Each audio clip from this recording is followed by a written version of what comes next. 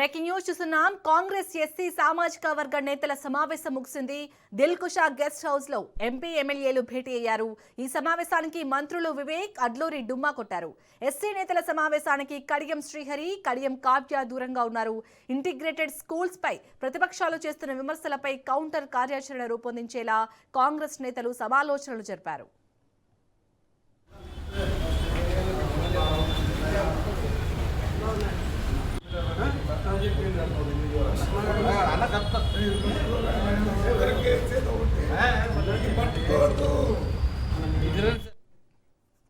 Congress SC సామాజిక వర్గ నేతల సమావేశం ముగిసినట్టుగా తెలుస్తుంది. మరిన్ని డీటెయిల్స్ ని మా ప్రతినిధి సునీల్ అందిస్తారు. సునీల్, దిల్కుషా గెస్ట్ హౌస్ లో ఈరోజు ఎంపీ మల్లు రవి అధ్యక్షతన ఎస్సీ సామాజిక వర్గ ఎంపీలు ఎమ్మెల్యేలు సమావేశం కావడం కొద్దిసేపనే సమావేశం ముగిసింది.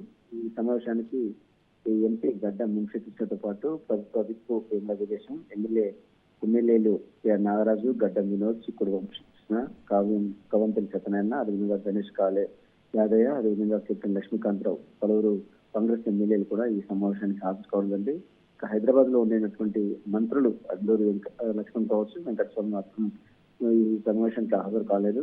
నియోజకవర్గ అభివృద్ధి, ఎస్సీ సామాజిక వర్గానికి కాంగ్రెస్ ప్రభుత్వం అందిస్తున్న సహకారం, పేద బడుగు బలహీన వర్గాల ఇంటిగ్రేటెడ్ స్కూల్స్, అదేవిధంగా ద్వారా అందిస్తున్న కార్పొరేట్ విద్యపై కూడా ఈ సమావేశంలో చర్చించడం కూడా సమాచారం దక్కుతుంది. ఇక ప్రభుత్వ విప్ ఎన్నికైనటువంటి వీరేంద్ర వీరేశం, అదేవిధంగా స్కూల్ సొసైటీ చైర్మన్ గా ఎన్నికైన మెడికల్ సత్యం కూడా ఈ ఎస్సీ సామాజిక ప్రజాప్రతినిధులు కూడా సన్మానించడం జరిగింది. మొత్తం అయితే నియోజక అభివృద్ధికి, ఎస్సీ సామాజిక వర్గానికి వీరందరూ కూడా కృషి చేయాలి.